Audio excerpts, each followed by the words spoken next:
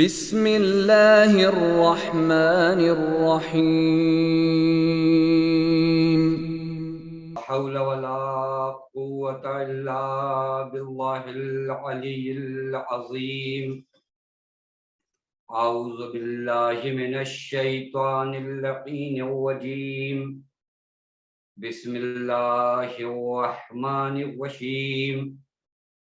الحمد لله الذي علا في توحده ودنا في تفرده وجلا في شانه وعظم في أركانه وقهر جميع الخلق بقدوته وبرهانه والصلاة والسلام على أشرف الأنبياء والمرسلين حبيب الله العالمين مولى ومولى الثقلين جد الحسن والحسين مولانا أبي القاسم محمد وعلى أهل بيته الطيبين الطاهرين المعصومين المظلومين المنتجبين لا سيما بقية الله في الأرضين واللعنة الدائمة الباقية العاجلة على أعدائهم ومنكري فوائلهم وغاصبي حقوقهم ومخربي شريعتهم أجمعين من الآن إلى يوم الدين. أما بعد فقد قال الله الحكيم في محكم كتابه بسم الله الرحمن الرحيم هو الذي بعث في الأميين رسولا منهم يتلو عليهم آياته ويزكيهم ويعلمهم الكتاب والحكمة وإن كانوا من قبل لفي ضلال مبين. صلوات پڑھیں محمد وآل محمد صلی علی محمد وآل محمد. پروردگار عالم کا لاکھ لاکھ شکر ہے کہ اس معبود نے ہمیں اور آپ کو بارگاہ قرآن کریم و اہل بیت علیہم الصلاۃ والسلام میں حاضر ہونے کا شرف عنایت فرمایا، اور ہم گنہگاروں کو اللہ تعالیٰ نے یہ توفیق عنایت فرمائی کہ ہم ان دنوں آپ کی خدمت میں تزکیہ نفس کے حوالے سے کچھ باتیں بیان کر سکیں. یہ تمام لطف الہی ہے، یہ تمام فضل الہی ہے کہ اللہ تعالیٰ اپنے بندوں کو بیدار کرنے کے ذرائع اور وسیلے فراہم کرتا ہے. یہ بہت ہی اہم بحث تھی بعنوان تزکیہ نفس. گزشتہ جلسے میں بھی آپ کی خدمت میں بیان ہوا کہ تزکیہ نفس کے لیے یہ 4 جلسے فقط بیداری کا کام کریں گے کہ ہم در حقیقت اس موضوع کی اور اس ٹاپک کی اہمیت کو سمجھ سکیں کہ تزکیہ نفس کیوں ضروری ہے اور ہماری آخرت سے اس کا کیا تعلق ہے. میں نے آپ کی خدمت میں بفضل الہی کچھ باتیں اب تک بیان کی. گزشتہ جلسے میں آپ کی خدمت میں بیان ہوا کہ تزکیہ نفس کے لیے 3 مرحلے اور 3 اسٹیج ہیں. پہلا مرحلہ پیشگیری کا ہے، یعنی جب تک ہم گناہوں میں مرتکب نہیں ہوئے ہیں اپنے آپ کو گناہوں سے بچانے کا مرحلہ. یہ بہت اہم اور آسان مرحلہ ہے. بعض لوگ سمجھتے ہیں یہ مرحلہ سخت ہے. یہ مرحلہ آسان ہے. جب تک آپ نے کسی چیز کی عادت نہیں بنائی ہے اس عادت سے دور رہنا آپ کے لیے آسان ہے۔ اسی کو کہتے ہیں مرحلہ پیشگیری، کہ ابھی ہمارے وجود میں بہت سے گناہوں کی ظلمتیں نہیں آئی ہیں، نور فطرت ہمارے وجود میں موجزن ہے، لہذا ایسی کنڈیشن میں انسان کا اپنے آپ کو گناہوں سے بچانا آسان ہے۔ یہ مرحلہ اگر ہم نے نہیں طے کیا اور گناہوں میں مبتلا ہو گئے تو دوسرا اسٹیج اور جو دوسرا مرحلہ ہے وہ یہ کہ دفعتاً ہم تمام گناہوں سے کنارہ کش ہو جائیں، جس کا معنی آپ کی خدمت میں دفعی کیا تھا، یعنی ناگہانی طور پر ہم ایک مصمم ارادہ کر لیں کہ اب کے بعد ہم گناہوں کے قریب نہیں جائیں گے۔ اور یہ بھی دشوار مرحلہ نہیں ہے، بس یہ ہے کہ انسان ایک مصمم ارادہ کرے۔ اس کی مثالیں بھی تاریخ سے آپ کی خدمت میں پیش کی گئی۔ تیسرا مرحلہ وہ تدریجی طور پر آہستہ آہستہ اپنے آپ کو گناہوں سے دور کرنا ہے۔ یہ 3 مرحلے آپ کی خدمت نے بیان کیے۔ آج آپ کی خدمت میں جو بیان کرنا ہے، بہت ہم نے عرض کیا کہ ان 4 جلسوں میں اس بحث کو کسی منزل تک بھی ہم نہیں پہنچا سکتے، مگر بفضل الہی شاید آپ کے اور اپنے وجود کو جھنجھوڑ سکتے ہیں، ایک نیند سے اٹھا سکتے ہیں۔ یہی کافی ہے کہ میں اور آپ اس نیند سے بیدار ہو جائیں جس نیند میں ہمیں شیطان لے جاتا ہے۔ آج آپ کی خدمت میں کچھ ان باتوں کو بیان کرنا ہے جو تزکیہ نفس کی راہ میں آپ کی معاون اور مددگار ہوتی ہیں، یعنی وہ چیزیں جو بہت امپورٹنٹ ہیں تزکیہ نفس کی راہ میں، تہذیب نفس کی راہ میں، جو ہمارے لیے ضروری ہیں۔ تقریباً 5 چیزیں، اس کے علاوہ بھی چیزیں ہو سکتی ہیں، لیکن 5 چیزیں جو میں نے نوٹ کیا ہے وہ آپ کی خدمت میں بیان کرنا ہے۔ پہلی چیز تزکیہ نفس کی راہ میں جو مجھے اور آپ کو عملی طور پر انجام دینا ہے وہ فکر و تفکر ہے، غور و فکر۔ انسان کیا کرے؟ فکر و تدبر کرے، چونکہ تزکیہ نفس کی راہ میں ایک سب سے بڑا روڑا اور یوں کہہ لیجیے ایک سب سے بڑا پتھر جو آپ کو یہ راستہ نہیں طے کرنے دے گا وہ ہے غفلت، جس کو گزشتہ جلسے میں بھی آپ کی خدمت میں بیان کیا تھا کہ روح کی بیماریوں میں سے ایک بیماری غفلت ہے، جس کا نام اگر آپ رکھنا چاہیں تو ام الامراض رکھ سکتے ہیں، یعنی تمام بیماریوں کی ماں۔ جس طریقے سے بعض جسمانی بیماریاں ہوتی ہیں نا، ام الامراض، جیسے کہا جاتا ہے پیٹ کی بیماریاں، معدے کی بیماریاں ام الامراض ہے۔ یہ اگر بیمار ہے تو بہت سی اور بیماریوں کو جنم دیتی ہے۔ اسی طرح روح کی بیماریوں میں ایک بیماری ہے غفلت، اور یہ بیماری ام الامراض ہے، بہت سی بیماریوں کو جنم دیتی ہے۔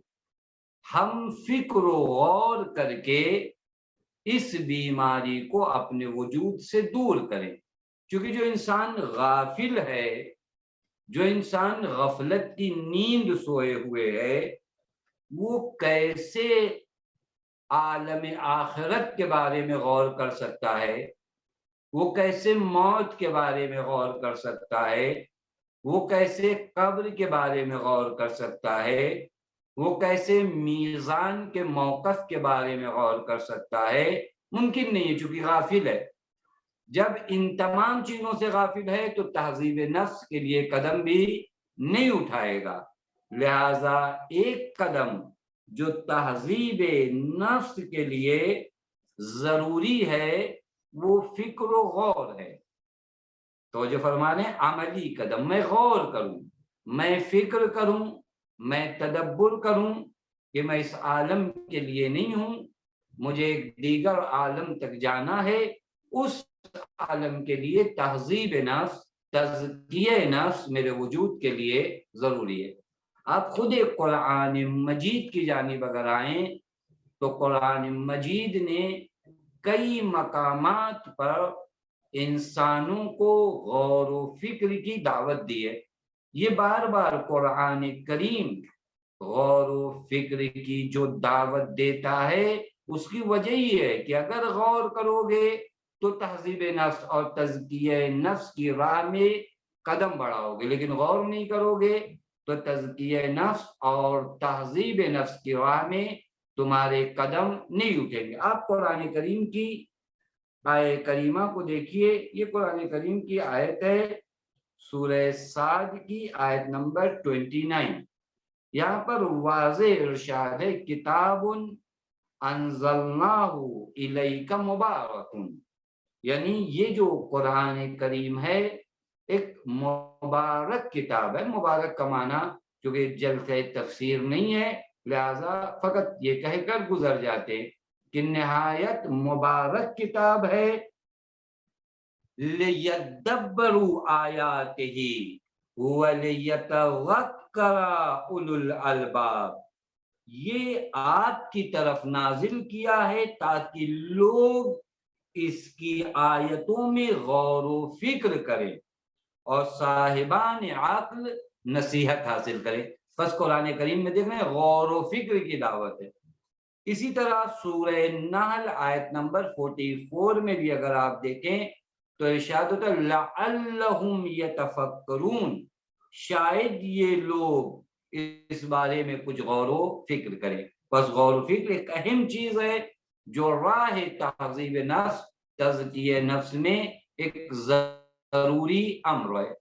خود اگر آپ روایات میں آئیے، ہم سارے کام کرتے ہیں سوائے غور و فکر کے، غور و فکر نہیں کرتے، اور بغیر غور و فکر کے جب ہم کسی وادی میں قدم رکھتے ہیں تو پھر بیکار ہوتا ہے، کیونکہ غور و فکر بہت ضروری ہے۔ اللہ تعالیٰ نے فکر و تدبر کی نعمت سے ہمیں اور آپ کو نوازا ہے۔ روایات میں اگر آپ آئیں تو روایات میں امام جعفر صادق علیہ السلام کا ارشاد ہے، تفکر ساعت خیر من عبادت سنت، کچھ لمحے فکر کرنا ایک سال کی عبادت سے بہتر ہو۔ یعنی کیا؟ یعنی مولا امام جعفر صادق علیہ السلام ارشاد فرما رہے ہیں، یہ غور و فکر کے ذریعے جو تم مراحل بندگی کو طے کر سکتے ہو ان عبادتوں کے ذریعے نہیں طے کر سکتے جو بغیر غور و فکر کے انجام پاتی ہے۔ بس فکر تدبر ایک اہم مرحلہ ہے۔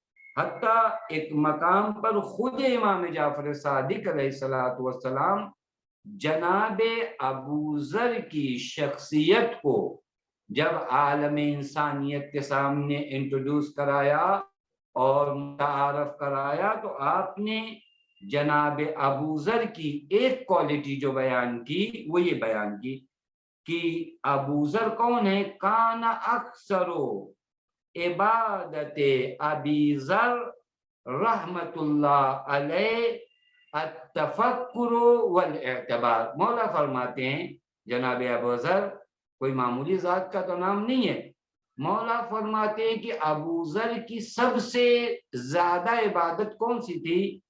فکر اور عبرتوں کو حاصل کرنا۔ ہمارے ہاں یہ ہم سمجھتے ہیں کہ زیادہ نماز پڑھ لینا اکثر عبادت ہے، مولا فرماتے ہیں ابا ذر کی اکثر عبادت یعنی زیادہ عبادت جسے جناب ابو ذر فرماتے تھے وہ فکر ہے، غور ہے اور اعتبار، عبرتیں حاصل کرنا۔ کیونکہ کبھی کبھار ہم تماشائی نگاہیں رکھتے ہیں، منظر دیکھا، ایک چیز دیکھی لیکن عبرتیں نہیں حاصل کی، یہ نگاہ کا ہونا ضروری ہے۔ اس کے علاوہ اور بھی بہت سی روایات فکر و تدبر کے بارے میں ہیں، وقت چونکہ کم ہے، ان دو روایتوں کو فقط بعنوان مثال پیش کیا۔ اب اگر آپ ان تمام چیزوں سے نتیجہ نکالنا چاہتے ہیں تو آسانی سے نتیجہ نکلتا ہے کہ اگر ہم راہ تہذیب نفس میں اور تزکیہ نفس میں قدم اٹھانا چاہتے ہیں تو فکر و تدبر بہت ضروری ہے۔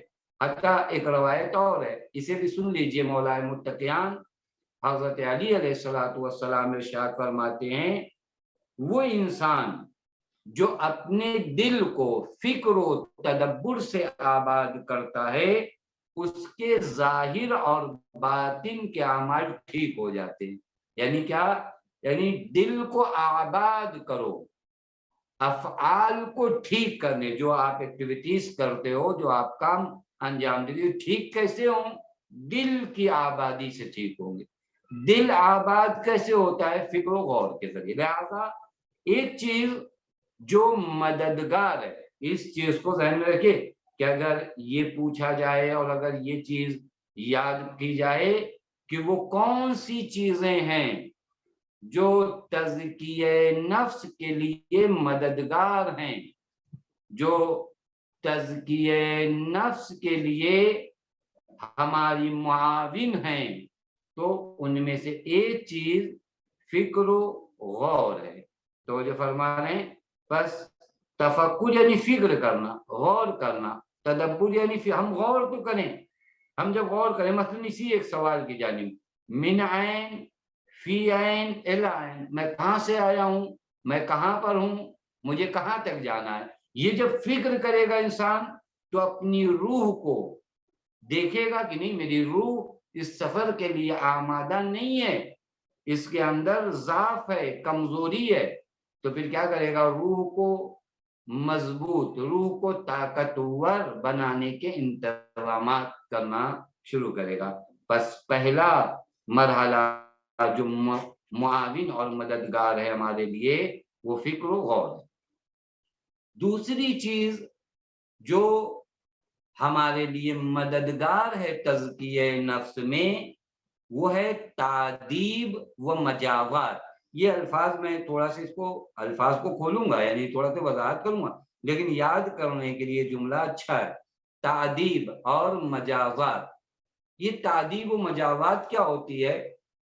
غور کریے۔ مثلا بہت سی چیزیں جو ہم اسکول سے مثال دیں تو اور شاید، کیونکہ ہمارے اکثر مخاطبین جوان ہیں، جب آپ چھوٹی کلاسوں میں تھے تو آپ سے کہا جاتا ہے کہ ہوم ورک کر کے لائیے، نہیں کر کے لائیں گے تو آپ کو یہ سزا ملے گی، آپ کو یہ کرنا پڑے گا۔ اسی کو کہتے ہیں تعدیب و مجازات، وہ جو سزا معین کی جاتی ہے۔ راہ تزکیہ نفس کے لیے ایک چیز جو مددگار ہے وہ یہ کہ ہم اپنے نفس کو سزا دیں، اپنے نفس کے لیے سزا معین کریں، گویا ہم اپنے نفس کو مخاطب کریں اور اس طرح کہیں کہ اے نفس، میں نے گناہ سے دوری کا ارادہ کیا ہے، اگر اس نیک کام میں تو نے میری مدد نہیں کی تو میں تجھے سزا دوں گا۔ تو جو فرما رہے ہیں، اب وہ سزائیں بھی آپ معین کریے۔ مثلا اگر اے نفس، یعنی یہ سزا یہ کریے آپ، مثلا اے نفس اگر تو نے غیبت کی اور اگر میں نے کسی کی غیبت کی تو ایک دن روزہ رکھوں گا، یا اتنے گھنٹے میں دھوپ میں کھڑا رہوں، وہ جو نفس کو برا لگے، یہ تعدیب و مجازات نہیں کہ اگر غیبت کی تو خوب ایک گھنٹہ جو ہے میں face book per on line رہوں گا، یہ تو نفس کے لیے اچھی بات ہے۔ تعدیب اور مجازات کا معنی وہ چیز جو نفس کو گراں گزرے، خوب آپ ادب سکھاؤ۔ ادب کیسے سکھاؤ گے؟ تھوڑا سا اس کے لیے سزا مقرر کرو، اور جب سزا مقرر کر دیا آپ نے، اسی کو میں وہ زبان نہیں استعمال کرنا چاہتا جو سخت ہو، کہتے ہیں مشارطہ، مقاربہ اور محاسبہ، کہ ہم شرط رکھیں، پھر واچ کریں، پھر اس کے بعد محاسبہ، حساب کریں۔ توجہ فرمانے، ہو میں نفس کو مخاطب کر کے کہتا ہوں کہ اگر تو نے یہ کیا تو تیرے سامنے یہ سزا ہے۔ اب یہاں پر یہ مت کہو کہ آج چلو کیا اب کل سے آپ سزا دیں گے، نہیں نہیں، آپ یہاں پر کاہلی مت دیکھو، فوراً یہ سزا اپلائی کرو، فوراً اس سزا کو ایکٹیو کرو اگر اس نے کیا ہے۔ اگر یہ کام آپ نے مسلسل کیا تو پھر اب آپ کا یہ نفس اس بات سے بخوبی واقف ہو جائے گا کہ آپ اپنے کہے پر بہت محکم و اسٹرانگ ہو، آپ پھرنے والے لوگوں میں سے نہیں ہو۔ جب یہ کام آپ مسلسل کرو گے تو اب یہ نفس جو آپ کے قابو میں نہیں آ رہا تھا، جو آپ کے کنٹرول میں نہیں آ رہا تھا، یہ دھیرے دھیرے آپ کے کنٹرول میں آئے گا۔ اب یہاں پر اگر کوئی سوال کرے کہ خوب اپنے نفس کو سزا دینا کیسا ہے، تعذیب کے عنوان سے، ہمارے ہاں اگر دنیاوی کوئی کام ہو اور وہ نہ کر پائے تو ہم سزائیں سناتے ہیں، نہیں عدالتیں سزائیں سناتی ہیں۔ اور اسی طرح یہ جو تزکیہ نفس کا کام ہے، اس سے تو میری آخرت وابستہ ہے، جہاں مجھے ہمیشہ ہمیشہ کے لیے رہنا ہے، لہذا وہاں پر میرے لیے بہت ضروری ہے کہ اپنے نفس کو مجاوات اور تعذیب سے آشنا کروں۔ مولا متقیان ایک مقام پر ارشاد فرماتے ہیں کہ بھوک نفس کو اسیر بنانے کے لیے اور عادتوں کو شکست دینے کے لیے بہترین چیز ہے، بہترین وسیلہ ہے بھوک۔ یہ پیٹ بھرا ہونا کہ نفس جو ہے بہت زیادہ طاغی ہو جاتا ہے، بہت زیادہ جو ہے سرکشی کرنے لگتا ہے، تھوڑا بھوک کا احساس اس کو دلاؤ۔ یہ بھی ایک سخت مرحلہ ہے کہ ہم شکم سیر ہوتے ہیں، اور اس شدت کے ساتھ شکم سیر ہوتے ہیں کہ ہمارا نفس باغی اور طاغی ہو جائے، اسے بھوک کا مغل چکا دے، یہ ضروری ہے اس کے لیے۔ مولا فرماتے ہیں بھوک نفس کو اسیر بنانے کے لیے بہترین ذریعہ ہے۔ یا ایک مقام پر امام علی مقام کا ارشاد ہے کہ ریاضت اگر کوئی جاری رکھتا ہے تو وہ ریاضت اسے ضرور فائدہ پہنچائے، اور تاریخ میں اس کی مثالیں بھی ملتی ہیں۔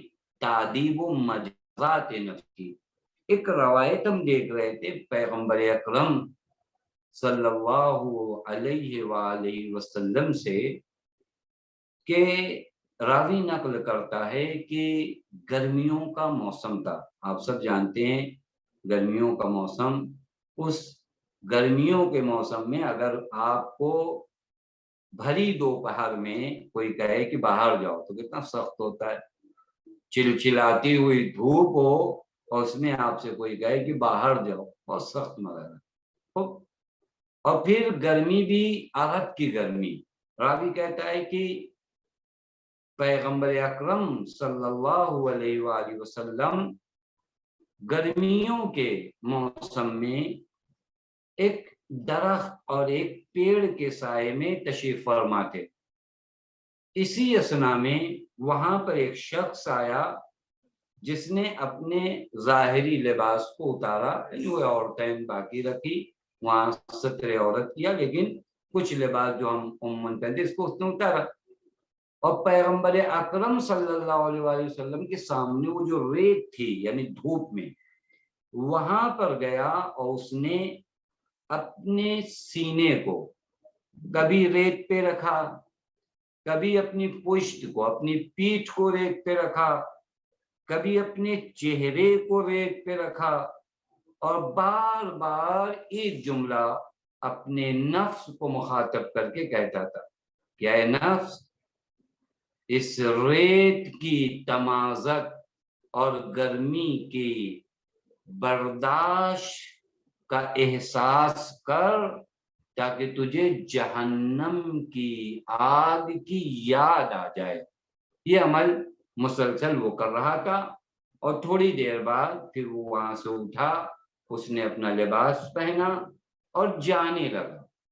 پیغمبر اکرم صلی اللہ علیہ وآلہ وسلم نے اس شخص کو بلایا، کہا ادھر ہو۔ یہ شخص اب جو پیغمبر کے حضور میں آیا تو پیغمبر نے فرمایا یہ عمل کیا تھا، یہ کیا کر رہے تھے؟ اس نے کہا یا رسول اللہ یہ خوف خدا کی وجہ سے عمل تھا، میں اپنے نفس کو اس ظاہری گرمی سے آشنا کرا رہا تھا، اسے جہنم کی آگ کی گرمی یاد دلا رہا تھا۔ پیغمبر اکرم صلی اللہ علیہ وآلہ وسلم نے اپنے تمام اصحاب کو جو ہاں موجود تھے مخاطب کر کے ایک جملہ کہا۔ پیغمبر نے کہا تم سب اس انسان کے قریب آؤ اور اس انسان سے مطالبہ کرو، اس سے کہو، کیا کہو کہ یہ تمہارے لیے دعا کرے، چونکہ یہ انسان مجاہد فی سبیل اللہ ہے، تو جو فرمانا کوئی معمولی انسان نہیں ہے۔ عرض کیا جہاد بنفس جہاد اکبر ہے، لہذا یہ جہاد اکبر سے لوٹ کر آ رہا ہے، اس کے لیے تم اس کے قریب جاؤ اور اس سے کہو کہ یہ تمہارے لیے دعا کرے۔ تمام اصحاب پیغمبر حکم پیغمبر اکبر کی، پیغمبر اکرم کی تعمیل میں اس شخص کے قریب آئے اور کہا کہ ہمارے لیے دعا کرو۔ اب وہاں پر جو دعا کی ہے اس شخص نے وہ دعا یہ اللہم اجمع امرنا علی الہدی واجعل التقوی وعدنا والجنہ معبنا۔ اے میرے اللہ ہم سب کو ہدایت پر باقی رکھ اور ہمارا توشہ راہ، توشہ راہ معلوم ہے کس کو کہتے ہیں؟ جب آپ سفر کرو نا تو سامان سفر جو ساتھ لے کر جاتے ہو اس کو کہا جاتا ہے زاد راہ۔ کھانے پینے کا سامان پہلے ہم لوگ ساتھ لے جاتے ہیں تو وہ کھانا بھی دیکھتے تھے جو خراب نہ ہو وہ لے جاتے تھے، اسی کو کہتے ہیں زاد راہ۔ اے اللہ ہمارا زاد راہ تقوی قرار دے اور ہماری منزل کو جنت قرار دے۔ یہ دعا اس شخص نے یہاں پر کی ہے۔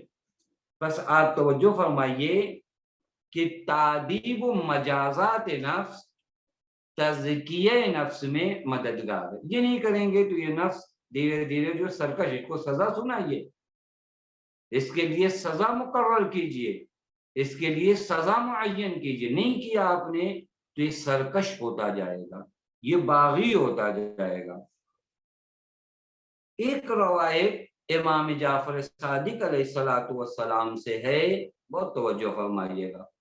اس روایت میں امام فرماتے ہیں کہ خدا اور بندے کے درمیان بہت سے حجاب ہیں نا، اللہ اور بندے کے درمیان بہت سے حجاب ہیں، کاش ہماری بندگی یہی ہے کہ ہم ان حجاب کو کیا کریں، کم سے کم تر کرتے جائیں۔ یہی بندگی ہے کہ ہر نماز حجاب کو ختم کرے۔ خدا اور بندوں کے درمیان جو بہت حجاب ہیں، مولا فرماتے ہیں اس حجاب میں سب سے زیادہ وحشتناک اور اندھیرے والا حجاب کیا ہے؟ بندے کی خواہشیں۔ تو جو فرما رہے ہیں یہ جو خواہشیں ہیں یہ حجاب ہے۔ اب ہم اس حجاب کو دور کیسے کریں؟ احساس نیاز مندی کہ ہم حضور خدا میں نیاز مند بنے، یہ سب سے بڑا اسلحہ ہے اس حجاب کو دور کرنے کا۔ اور اس کے بعد مولا فرماتے ہیں کہ ان خواہشات کو کنٹرول کرنے کے ذرائع اور وسیلے جو ہیں ان میں سے بھوک اور رات کا جاگنا ہے۔ تو جو فرما رہے ہیں اب یہ رات کا جاگنا جس طرح ہم جاگتے ہیں اس طرح جاگنا نہیں ہے۔ یہ رات کا جاگنا ہم لوگ رات کو جاگتے بھی ہیں تو سونے کے لیے، یعنی ہمارا جسم جاگ رہا ہوتا ہے، ہم روح اور اپنے وجود کو سلا کر جاگ رہے ہیں، یہ جاگنا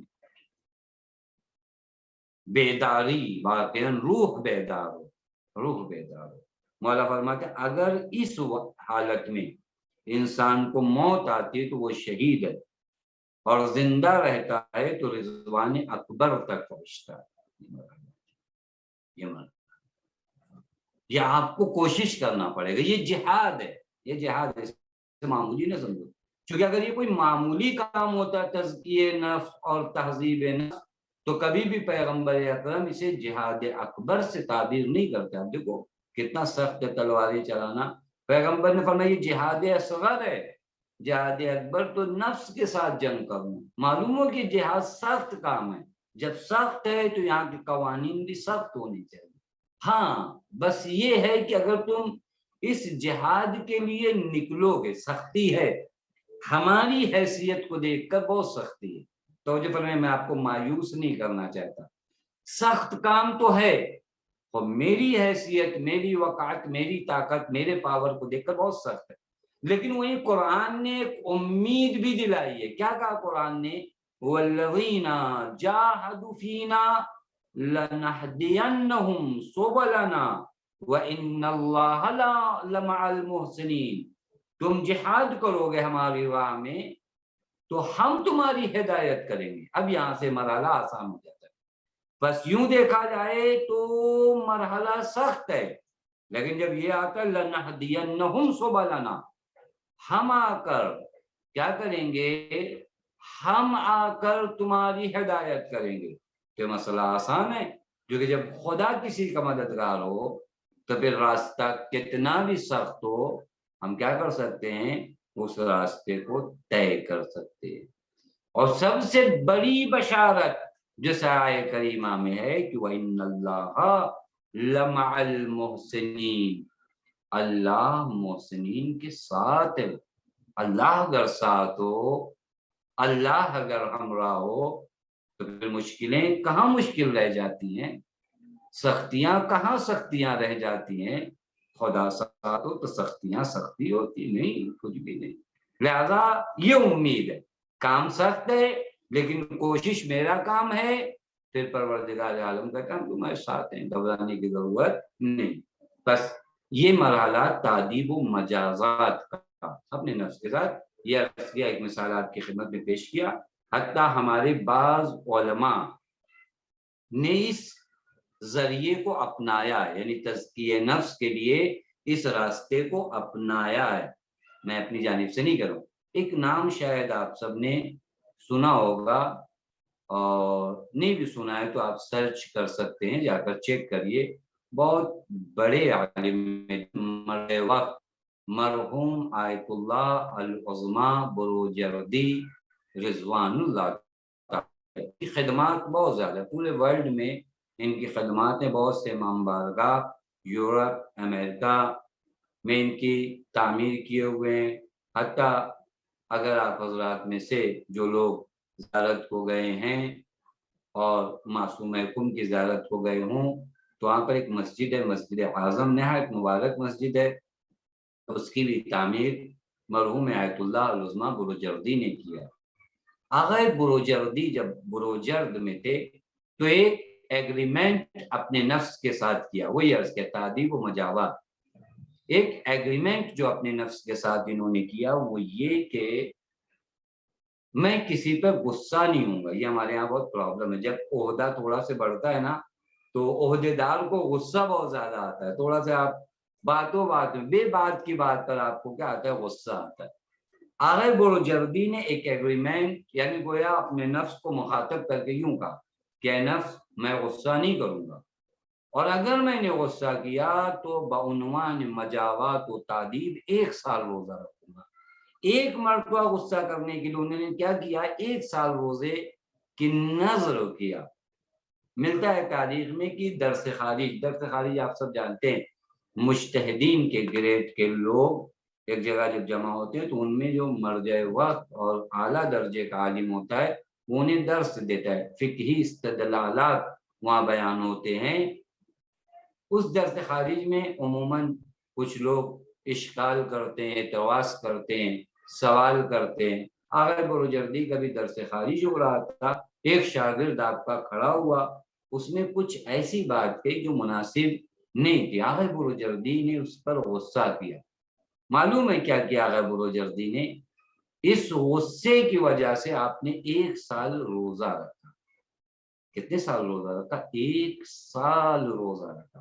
لیکن وہ جو لوگ مصمم ہیں اس راہ میں وہ جو ارادہ قوی کے حامل ہیں وہ اپنے آپ کو اس طرح تعدیل کرتے ہیں، اور پھر یہاں پر وہ بہانے نہیں ڈھونڈتے کہ نہیں میرا درجہ بہت ہے، میرا مقام مرتبہ بہت۔ ہم لوگ تو اگر کسی کو ڈانٹ دیتے تو ہم سوچے ارے نہیں نہیں ہمارا تو حق بنتا تھا، ہم نے ڈانٹ دیا، ہم نے غصہ کر دیا کیونکہ ہم بہت بڑے ہیں۔ نہیں، یہ شاید ایک دعا ہے، وہ دعا یاد رہنا چاہیے جہاں پر امام سجاد علیہ السلام ایک دعا فرماتے ہیں، وَلَا تَرْفَعْنِي فِي النَّاسِ دَرَجَةً إِلَّا وَقَدْ حَتَّتْنِي عِنْدَ نَفْسِي مِثْلَهَا۔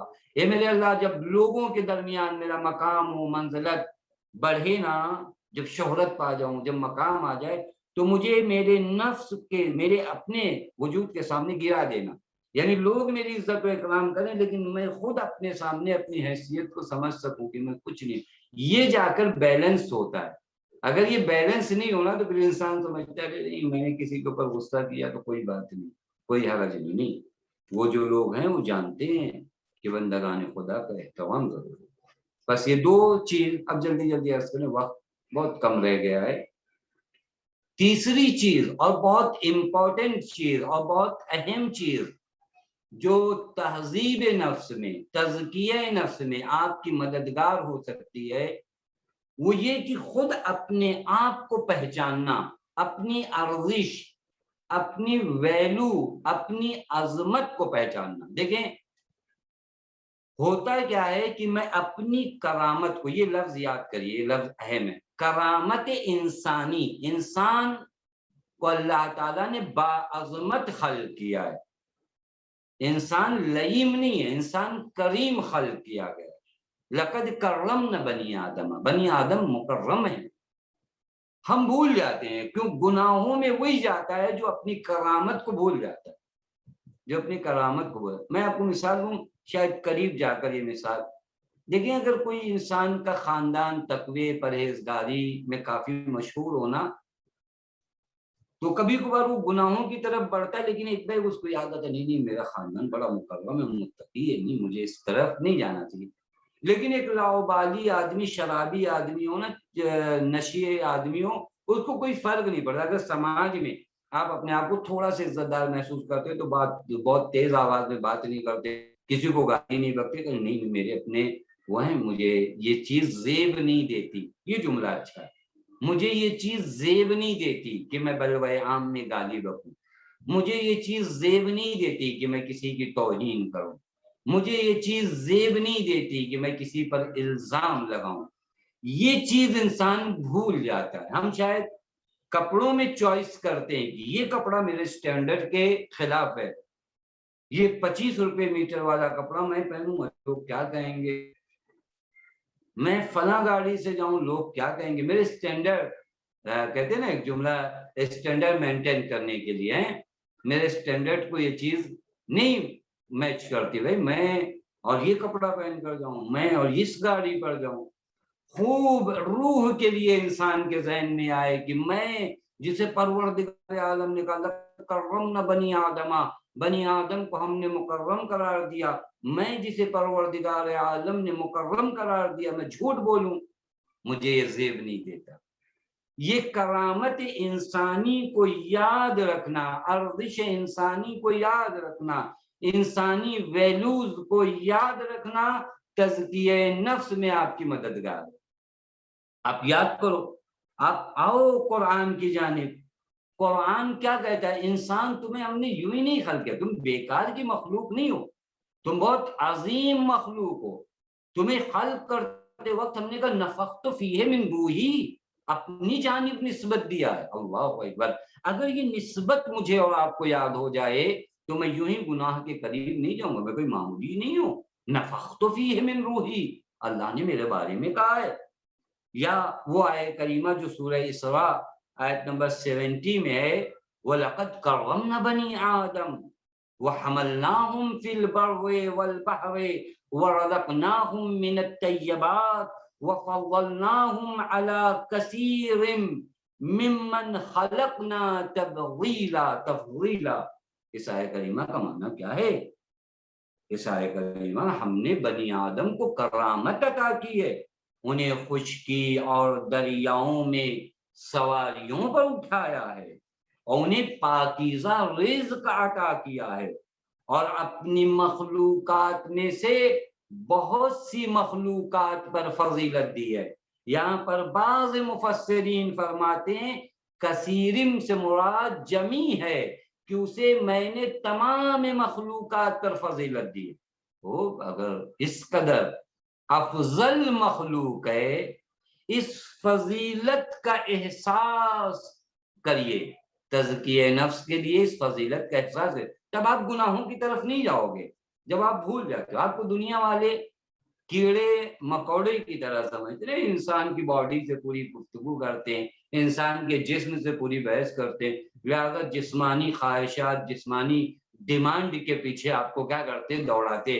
لیکن تھوڑا سے آنکھ بیدار ہو، کھلے ہمارا ذہن کہ نہیں میں کوئی معمولی مخلوق نہیں ہوں، میں ہوں جس کے بارے میں سورہ جاثیہ میں پروردگار عالم ارشاد فرماتا ہے اللہ الذی سخر لکم البحر لتجری الفلک فیہ بعمرہ ولتبتغوا من فضلہ ولعلکم تشکرون۔ اور پھر اس کے بعد آیت نمبر 13 اور اسی سورے میں وَسَخَّرَ لَكُمْ مَا فِي السَّمَاوَاتِ وَمَا فِي الْأَرْضِ جَمِيعًا، زمین و آسمان سب تیرے لیے خلق کیا ہے۔ بس میں یوں ہی کوئی معمولی مخلوق نہیں ہوں کہ گناہوں کی جانب جاؤں۔ بس تہذیب نفس، تزکیہ نفس کے لیے کرامت انسانی کو یاد کرنا بہت ضروری ہے۔ حتیٰ نہج البلاغہ میں ایک مقام پر امیر کائنات ارشاد فرماتے ہیں انہو لیس لانفسکم الا الجنہ فلا تبیعوها الا بها۔ انسان اپنی قدر و منزلت کو جان، تیری قیمت جنت ہے، اس سے کم میں تو اپنے آپ کو فروخت نہ کر۔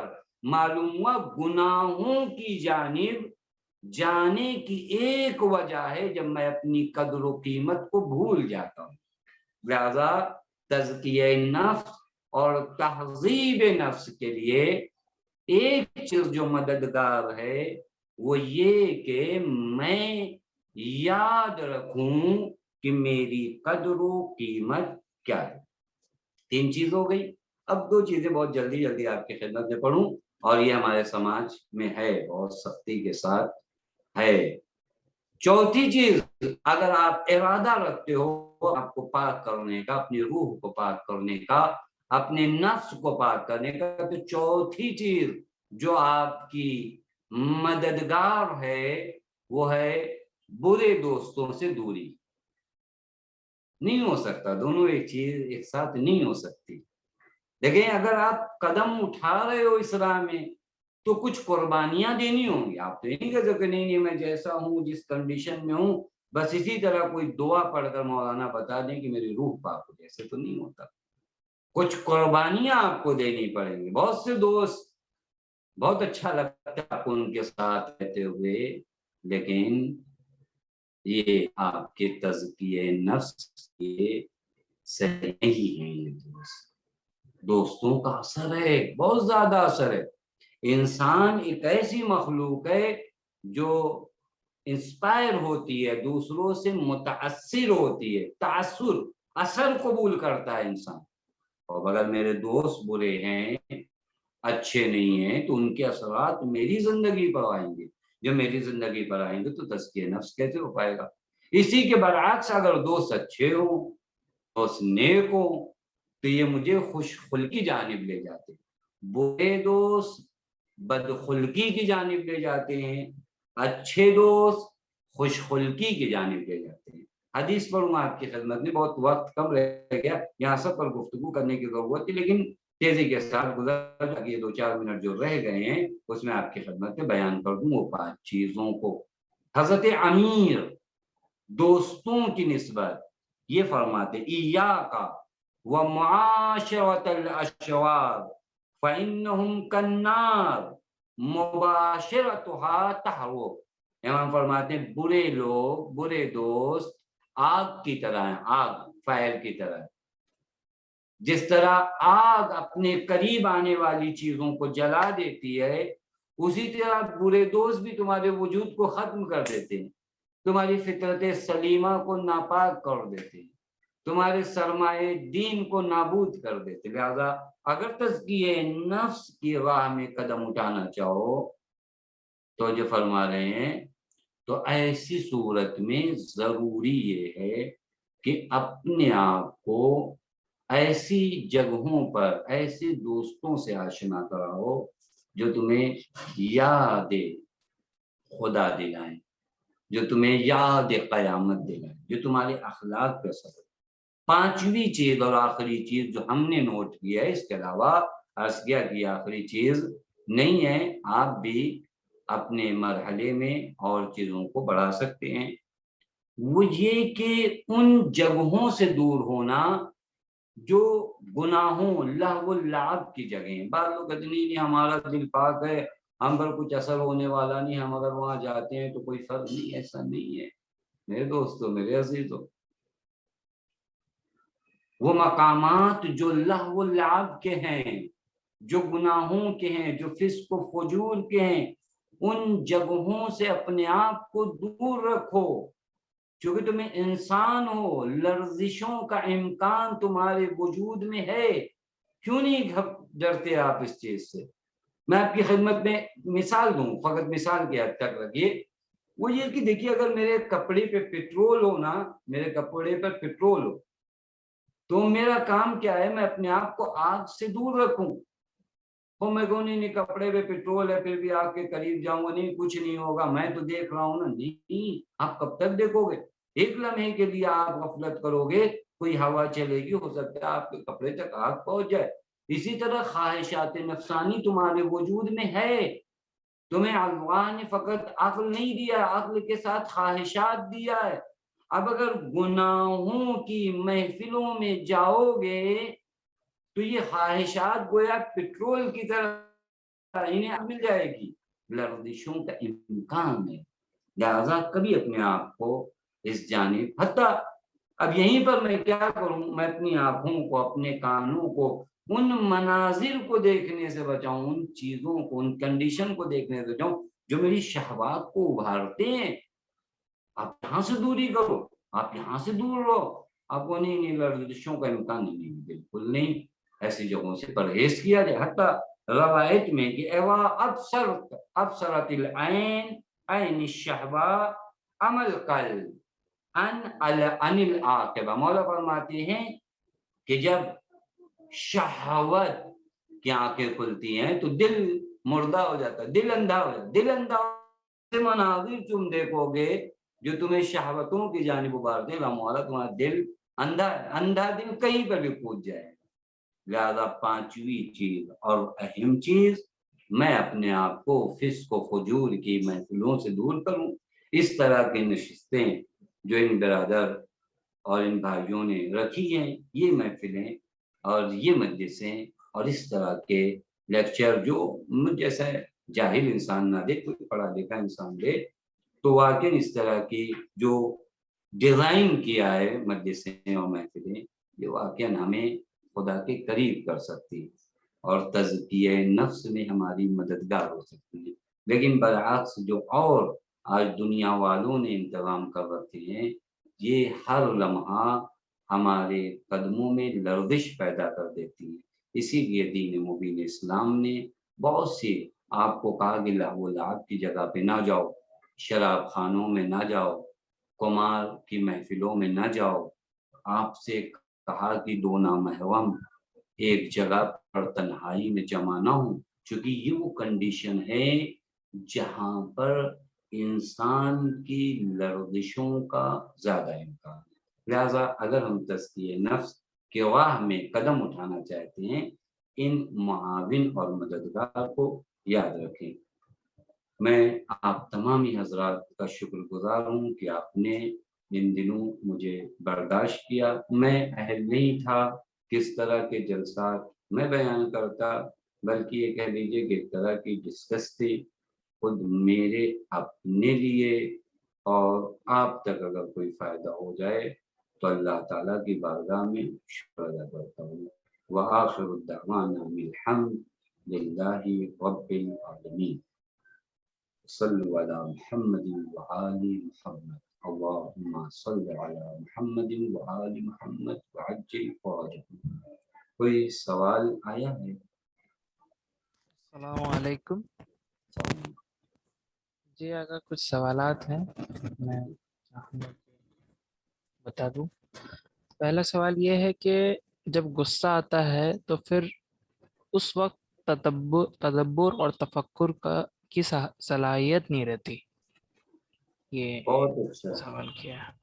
آسن تو وہی ہے، دیکھیں انتظامات ہمیں پہلے سے کرنے ہوں گے نا، یعنی ہم کیا کریں، جیسے ہمارے یہاں دین میں بھی جو ہے طریقہ بتائے گا، غصے کی حالت میں تم اپنی کنڈیشن کو تھوڑا بدلو۔ مثلا حد تک کہا گیا کہ اگر کھڑے ہو تو بیٹھ جاؤ، پھر اس کے بعد وضو کر لو، یا اس طرح کے اور چارے ہمیں اور آپ کو بتائے گئے ہیں۔ لہذا واقعی صحیح بات ہے کہ غصہ آئے تو فکر و تدبر کی صلاحیت انسان کے پاس نہیں رہ جاتی، لیکن اس وقت کے لیے بھی دین مبین اسلام نے آپ کو طریقہ کار بتایا۔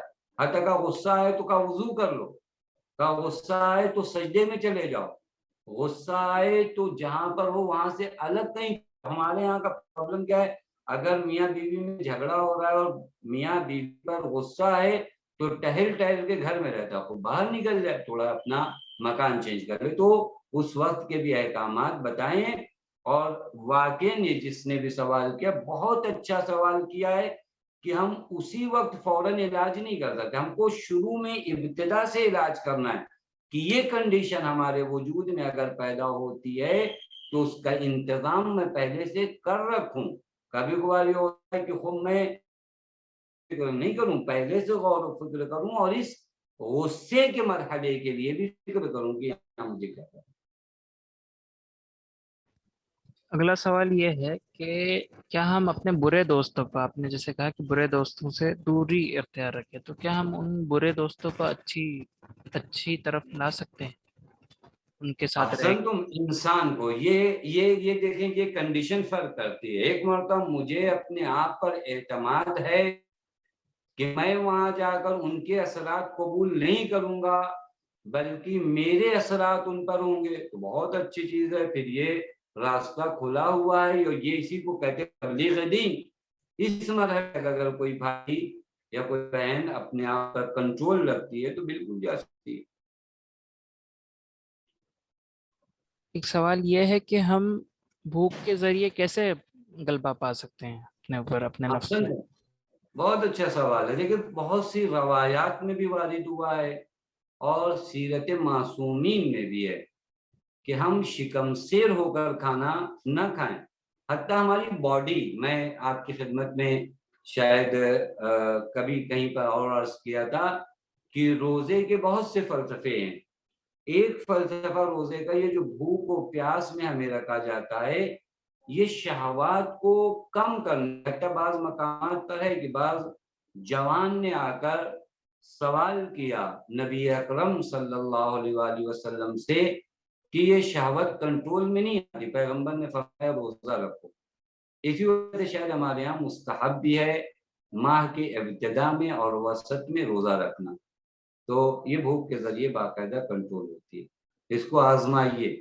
ہم لوگ اس میں تھوڑا زیادہ کھاتے ہیں کہ سب کچھ بھول جاتے ہیں، اور یہ عقل پہ بھی اثر انداز ہوتی ہے، انسان کی عقل کو بھی کمزور کر دیتی ہے، یعنی عقل کی سپاہی کو کمزور کرتی ہے، شہوات کے سپاہی کو روایت کے روح سے کہیے اس کو زیادہ مضبوط۔ آخری سوال یہ ہے کہ ہم کیا نان مسلم فرینڈ رکھ سکتے ہیں؟